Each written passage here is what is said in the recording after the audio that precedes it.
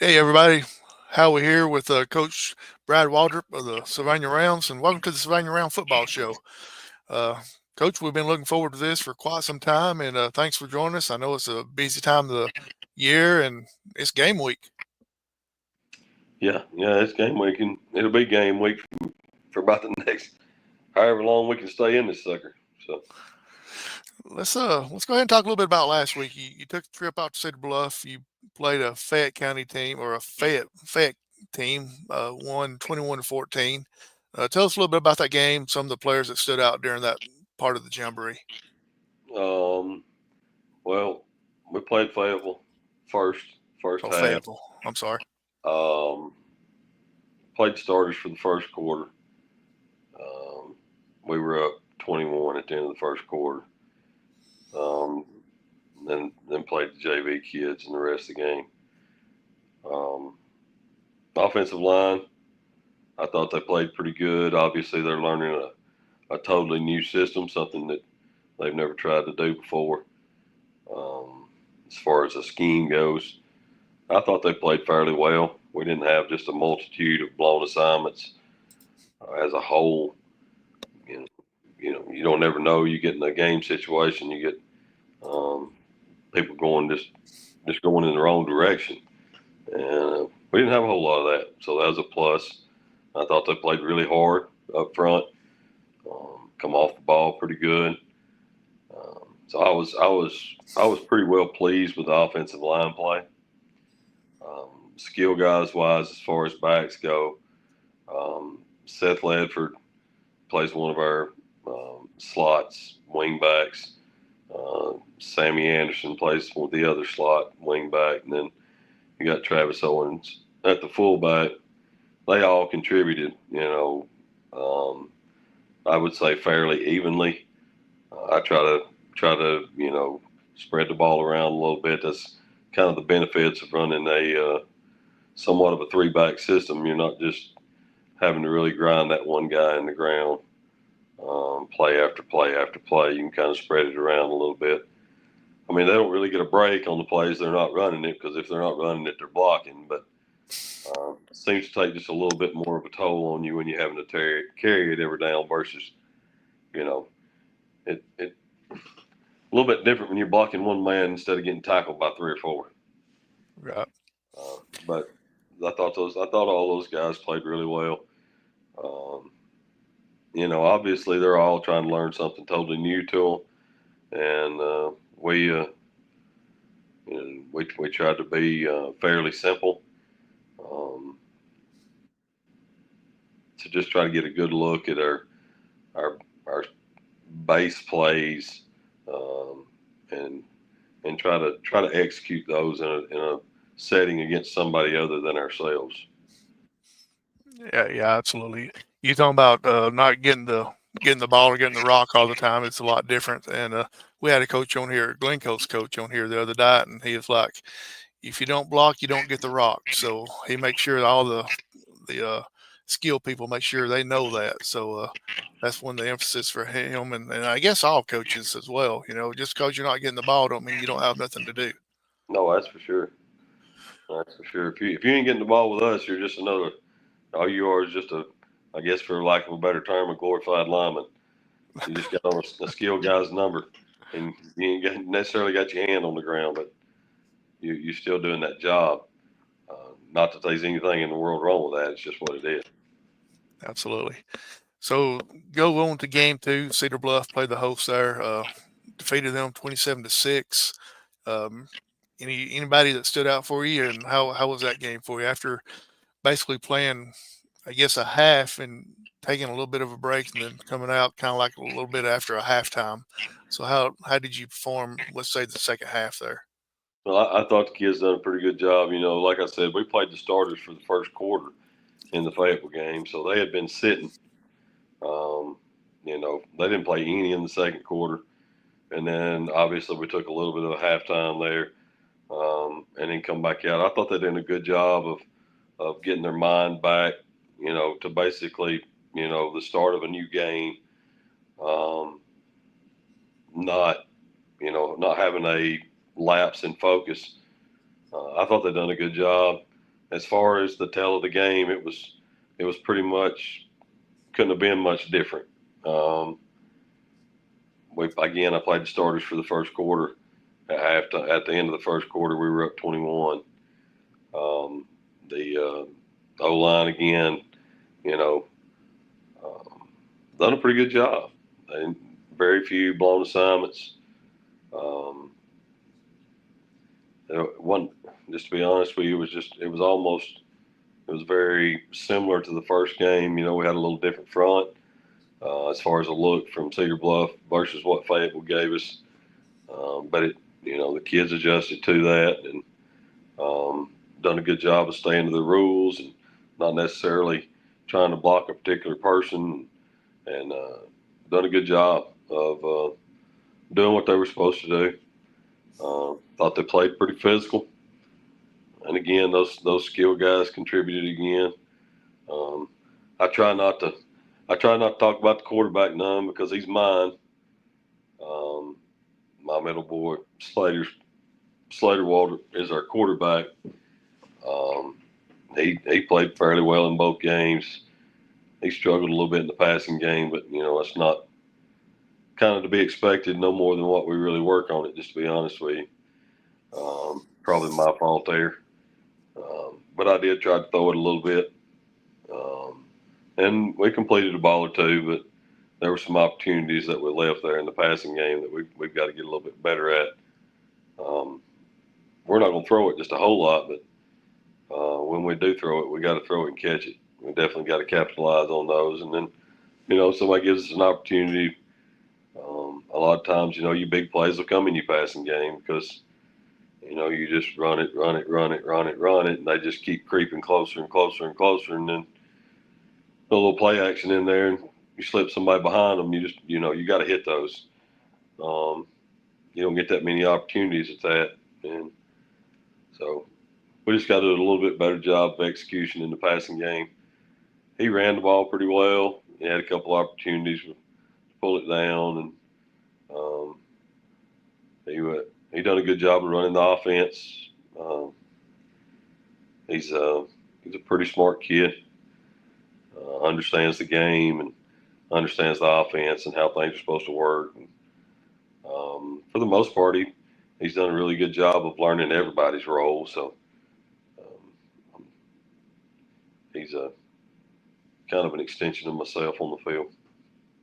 Wow, you actually took my next question right out of my mouth. That's why I was fixing to ask you was he going to be kind of the extension of the coach on the field? And you answered that. So, Coach, you've been talking a lot about the offense. Let's talk a little bit about the defense. Apparently, the defense played pretty well, only giving up a total of 20 points in both games there.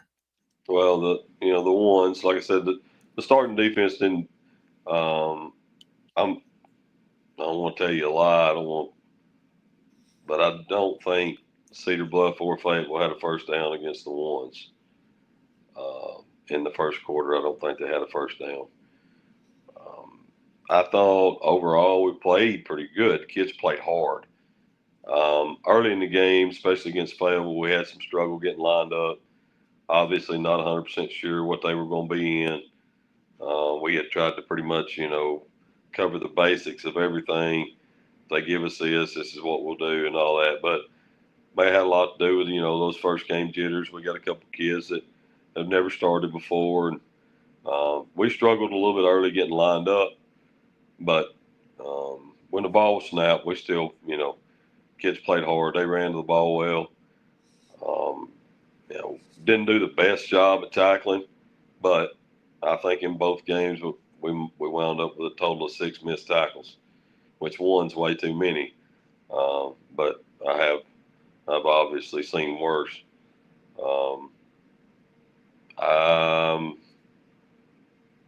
They didn't, neither one of them try to throw the ball much. So the back end, the secondary didn't really necessarily get tested. A couple opportunities in the Fayetteville game, but we done a good job staying on top of stuff. And quarterback wound up pulling it down and scrambling. So, I mean, all in all, we done a decent job of getting, once we kind of got the the jitters over with to start with, and we were able to get lined up. We've done a pretty good job of having our eyes in the right place, which obviously leads to your feet being in the right place. So, um, all in all, it was not a bad outing. Coach, you're a teacher and everything. You're a math teacher, so let's say, what type of grade would you give your team for this? I'm sorry how you cut out on me, buddy. Oh, sorry about that. You're a math teacher and everything, so you're giving grades in the classroom. Let's give a grade for this team. How did they do at the jamboree? If I was going to give them an overall grade, I'd maybe a C plus. But I'm also the eternal pessimist. So, um, I'm, as far as if you're just giving a grade for effort, that was there. Um, Knowing what to do, I think we kind of knew what to do. Our execution wasn't what it needed to be. Little things, stepping with the right foot, um, you know, having the right angle here, the right angle there, just the little things that make a difference in being an okay football team and being a pretty good football team. We didn't do a very good job on the little things. And obviously, the little things always add up to big things. So we've got to do a better job of doing the little things right. This game week, you got North Jackson coming up. So, your captains, how are you going to decide who the captains are?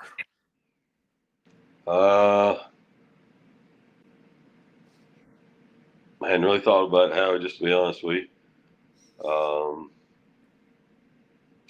That might be a question for a later date.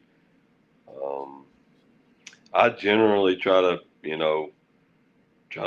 take an offensive player and a defensive player that I felt like, were have been the leaders during the practice of the upcoming week, as well as the previous um, game from the previous week. And then for sure, one senior, contributor of some sort, but hadn't really got into that yet. So, Coach, you need to be thinking about it. You got to have somebody out there Friday night to call the heads or tails. yeah, that's a Friday night decision. I'm not overly worried about who's going to be the captain on Friday night. On Tuesday, Will you tell them what to call, heads or tails, when they go out, or will you leave it up to them? I'll let them call that. I'll tell them what we want to do if we win the toss. Right. Well, that's obvious there. North Jackson, you're heading to North Jackson, playing up there.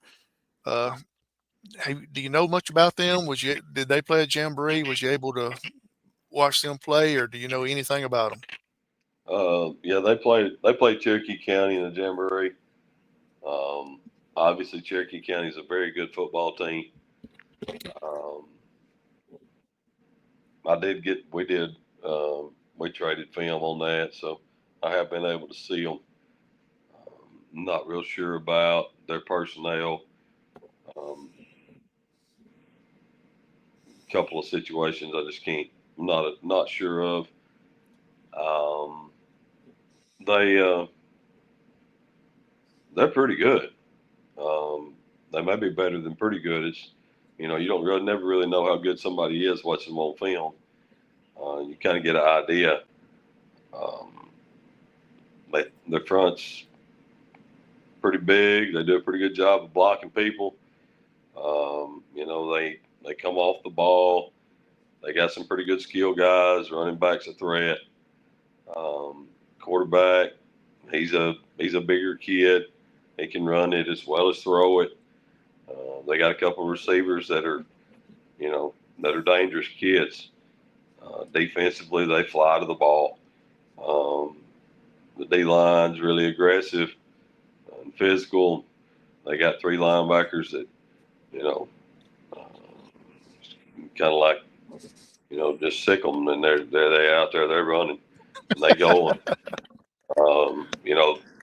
Watching them play Cherokee County. Cherokee County had two wideouts, and they put two corners out there, and just pretty much on the aisle and played straight man, and those two cats didn't have no trouble whatsoever.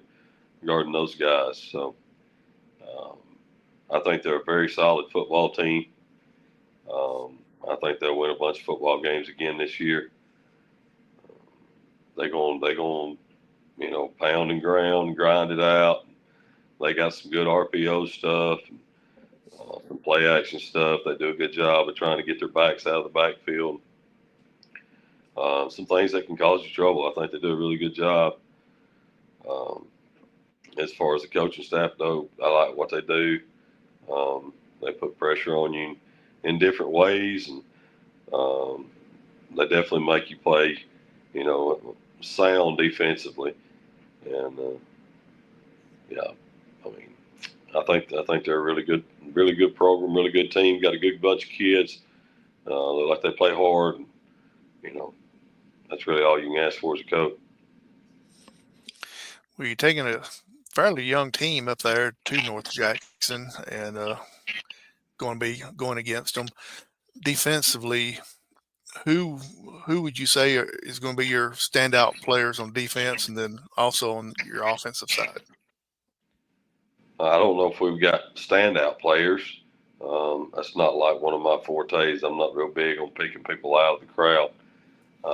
That's one thing about football that um, I guess maybe my favorite thing about football is it's such a team sport. You can have a 10-man play on offense or defense, and if you have a 10-man play on defense, they're probably going to score. If you have a 10-man play on offense, you probably could have scored, but you didn't. So everybody's got to do their dang job. But, I mean, the people we, kind of lean on defensively, Lucas Buttram, he playing what we call a Mike linebacker. He has to recognize the set, whatever offensive set they're in, get the strength call, whatever we're trying to run, particularly as far as a play call, and get that relayed to the D line as well as the secondary. So he plays a fairly important role, being able to just communicate those things and make sure everybody's on the same page. My boy Slater, he's kind of the quarterback on both sides of the ball. So he obviously plays quarterback on offense, but he plays strong safety on defense, and he kind of makes sure that we're in the whatever coverage it is that we're trying to play for whatever scenario it is that we're in. He does a really good job of getting us checked into that stuff. Seth Ledford plays the other safety.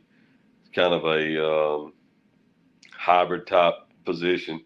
Sometimes he's playing safety, sometimes he's playing linebacker. He's a pretty good playmaker. It's more or less the same guys that play offense turn around and play on the other side of the ball. We're still at 3A small town Sylvania, so we don't have just a plethora of kids. The Travis Owens kid, he's a really explosive kid. He's got a knack, for the football.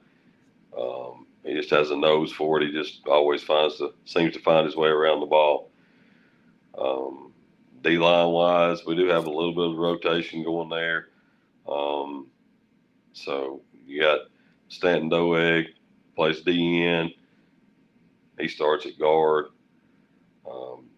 Right now we got Jake and Lambert playing one of the defensive tackles. He starts at center.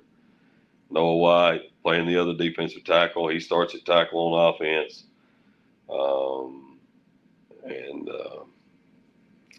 Right now, Paul Bryant is playing the other DN. He's the sole D lineman that's not starting on both sides of the ball. We've got a kid out due to injury right now that he could play either side of the ball as well. The Bryson Cook kid, we're trying to get him back on the field. I'm not sure if that's going to happen this week or not. Right now, it's not looking real promising. So, what have I not talked about? The corners, Nate Battles and Eli Trotman, and we've got several other guys that kind of contribute, roll in back there on the back end. Again, depending on scenarios, what we're trying to do, schematically, down in distance, all that stuff. But a couple of juniors. You got Holden Bloodsworth and Mason Brooks. They get quite a few snaps on defense. Those guys, they do a good job or have done a good job of getting reps in practice. And it kind of gives us an opportunity to rest a couple of those running backs, get them off the field a play or two or here, three here and there. And they're definitely contributors. They do a good job on both sides of the ball of helping us get ready and making everybody work harder at practice. So I don't think I left anybody out. If I did, maybe they won't be too mad about it. We'll get them in there before the season's over with. We got quite a few more of these shows to do. Looking forward to Friday night going out there. I want to jump back to the jamboree for a second. You don't want to show a whole lot because other people's going to be watching, but how do you really prepare to do a jamboree game? Well, I think the biggest thing, I try, everything we do offensively, blocking scheme wise, is based off of rules. So we try to roll a different front repetitively defensively when we're trying to go through our stuff. So one snap, we may see a 3-man front, then a 4-man front, then a 5-man front. We try not to get stagnant with what we show our offensive line as far as a defensive scheme. That way they're not really caught off guard or surprised by whatever it is that somebody lines up in. And sometimes I'll holler over at the scout guys and just tell them to line up wherever they want to. Because you don't never really know what you're going to get. But if you just, be disciplined and block it by rule, most of the time it'll work out. On the other side of the ball, defensively, again, going into a jamboree, you're never really sure about exactly what you're going to see. So we just try to make sure, there's only so many ways you can line up offensively. But there is a bunch of them. And we just try to make sure that we understand different scenarios, with a tight end, without a tight end. And then from there, it's just basically a numbers game as to how we want to try to adjust to it. The biggest thing on defense to me is just don't get yourself in a position pre-snap where you're out leveraged. So we just try to roll through formations over and over and over again and make sure that we can get lined up. Again, like I said, we didn't do a very good job of that early. But as it went, we got a little better at it. That's all you can ask for. Get better not just every day, but every snap. Get better every snap. When we had you on here for the introductory interview and everything, you wasn't sure about your coaching staff. Could you go into your coaching staff, who all you got, and what they're going to be doing, their responsibilities? So I've got Ian Richards. He's coaching linebackers, and he's working as the defensive coordinator. Sam Graham's helping us a little bit. He's also helping with linebackers. Chase Willingham, he's working with the corners. And wide receivers. My brother, Brian, is helping with the secondary and the running backs. Garrett Barclay, young man that played for me at Geraldine. He's helping with the offensive line. Jeffrey Jackson, he's coaching junior high, and he's coaching D-line on the varsity. I'm sure I'm forgetting somebody. I've got a couple other volunteers. Thomas Willoughby, young man that played for me at Geraldine. Trying to make sure I don't leave nobody out. Chief, I ain't got no piece of paper in front of me. You didn't know it was going to be a test tonight, did you? No, I didn't. Adam Niblett, he's not like full time, but he's doing a really good job of kind of mentoring the younger guys on the staff and working with the offensive line. Um, you know, I got a lot of respect for him. Obviously, he played for me here 100 years ago, but he's he's a really good offensive line coach. You know, he went on to play college football, started all 4 years at guard at the next level, and he's a really bright, offensively minded um, offensive line guy. So having him around is truly been a blessing. Well, that's good. Sounds like you got everybody that you need and all that. So, what's you said that the team is learning a new offense to a certain extent. What's the biggest difference from what they're used to running to what you're running? Well, Of course, I'm not trying to get you to give away any plays or anything like that, but just kind of what's the biggest difference? we're more solely a gap scheme offensively. Um, Whereas in the past they've been more of a zone type scheme. For an offensive lineman, and as an offensive line, there's the difference has a lot to do with basically how you come off the ball. In a zone scheme, you're more trying to build a wall and climb. In the gap scheme, we're really just trying to run off the ball and reestablish the line of scrimmage in our favor.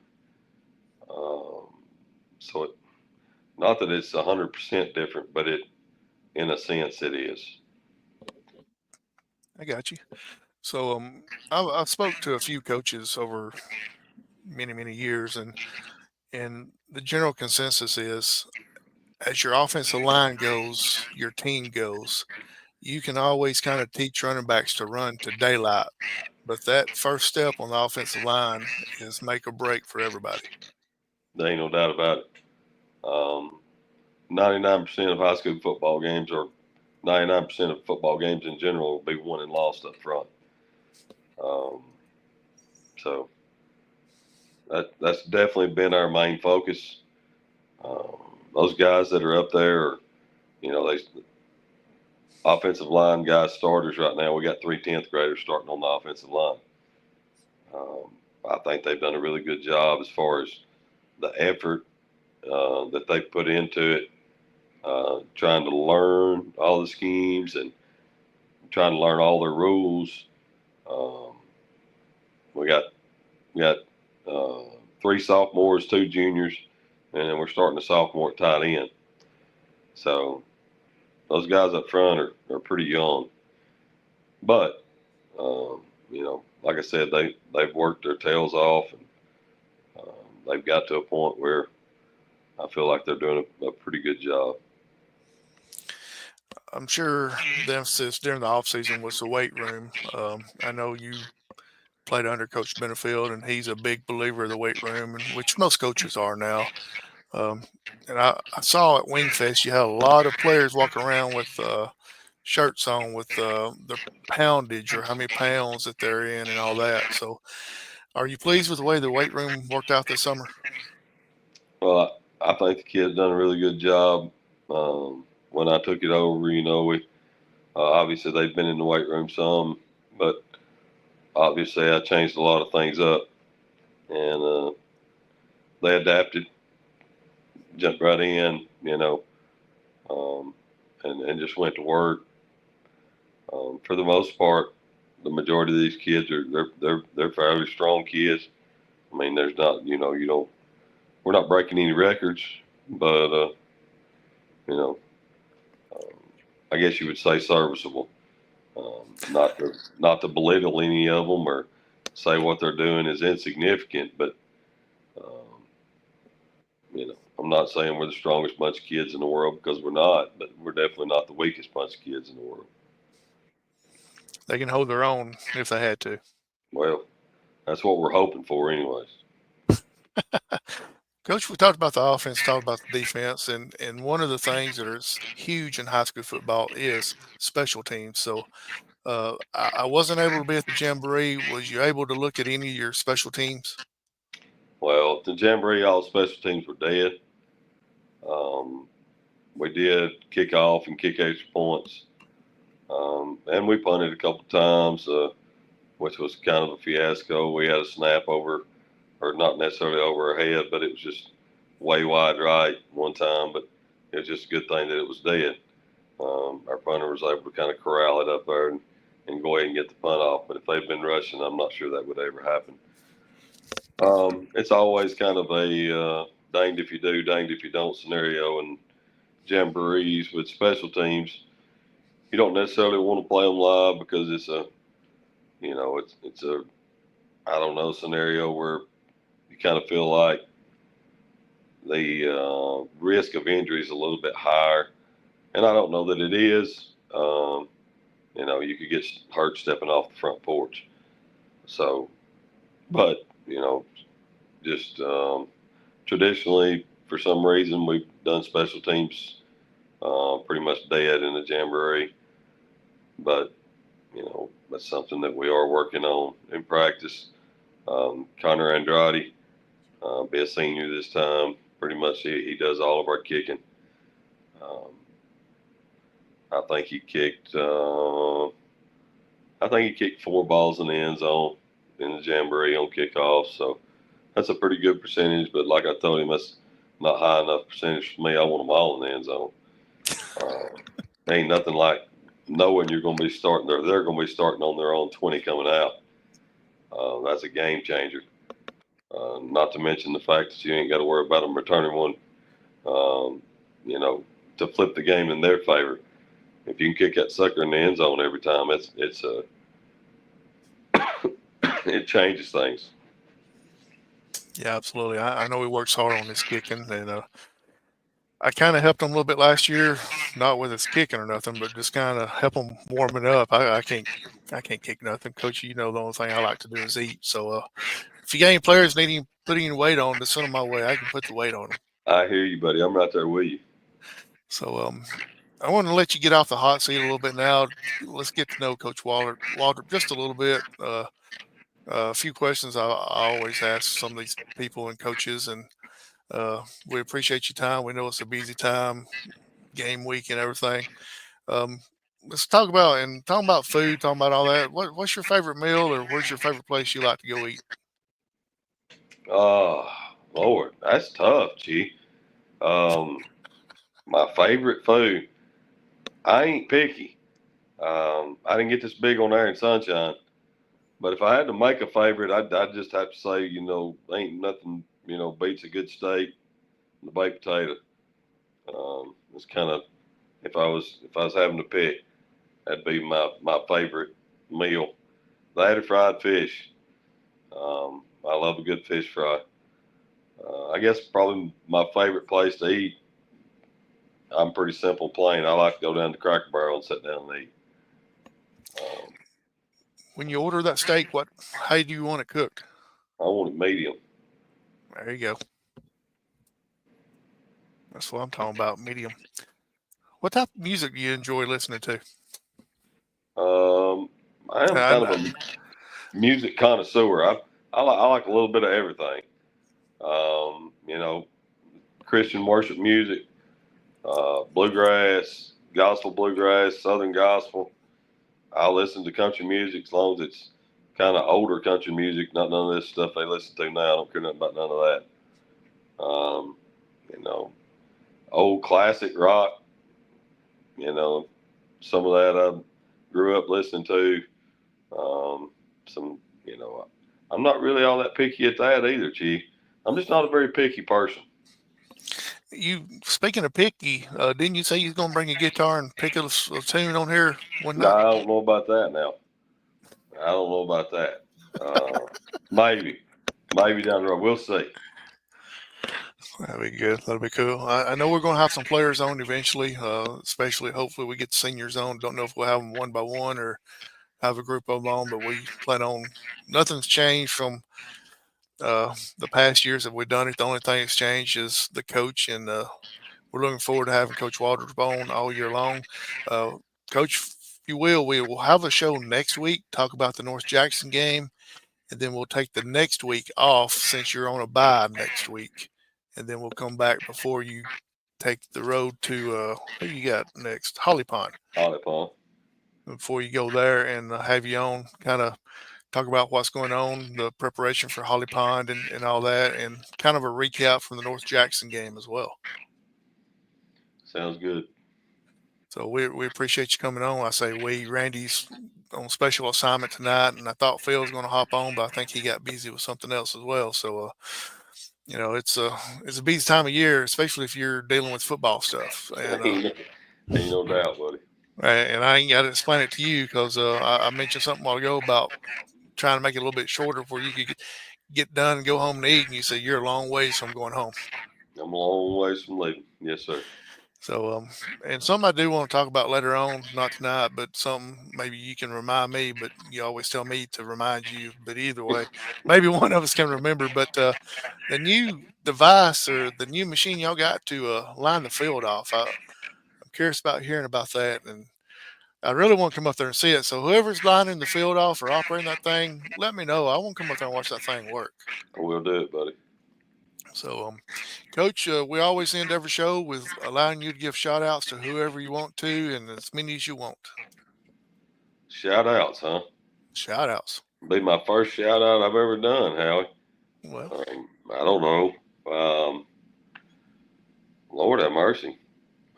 Give a shout out to my wife. there you go. I was fixing to say, if she's not one of them, you're going to be in trouble. I don't even know. In the past 3 weeks, I'm not real sure how many times she's seen me. I come in, she's already in the bed, and then by the time she gets up, I'm already gone. So she's definitely been holding things down on the home front. So definite shout out to her. She's a very special lady. She's put up with me for a long time now. I don't know how she does it. Go ahead and put her name out there. Let everybody know about it. Ashley. There you go. Ashley. Yep. Ashley Waldrop. That's my wife. I was going to say how many years we've been married, but I was afraid I'd mess it up. I think 24 now. I think we've been together 26. Been married 24. I hope you're right.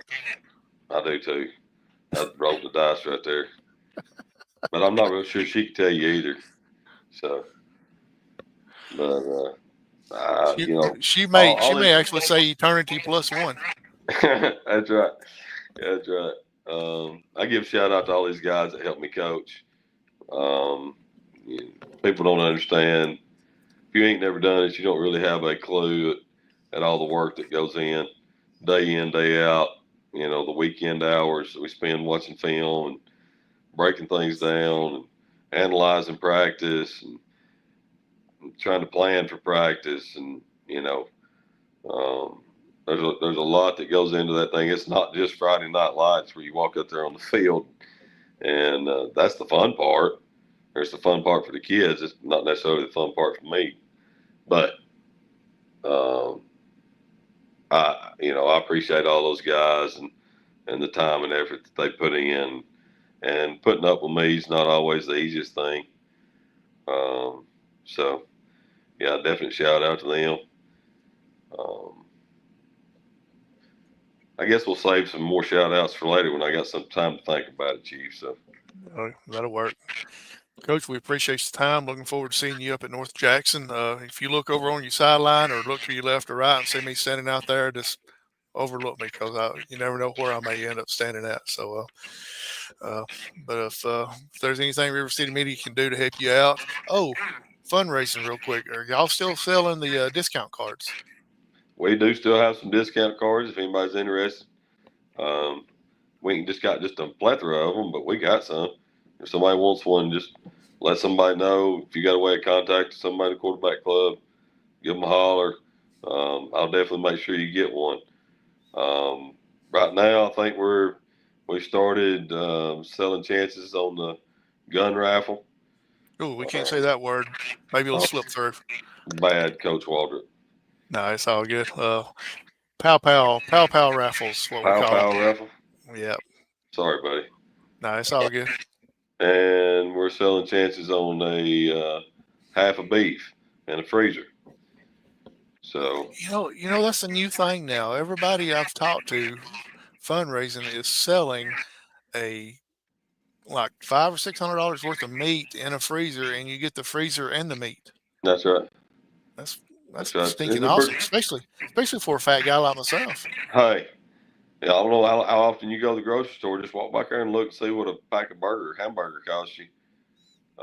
In comparison, it ain't even close. So we I'll be got sure. those two things going. So I'll be sure to look somebody up because I've bought a couple of chances at other schools. Because I mean, fat guy like myself ain't gonna turn down a chance to possibly win $500 worth of food for $10, or I don't know how much you're selling y'all's for.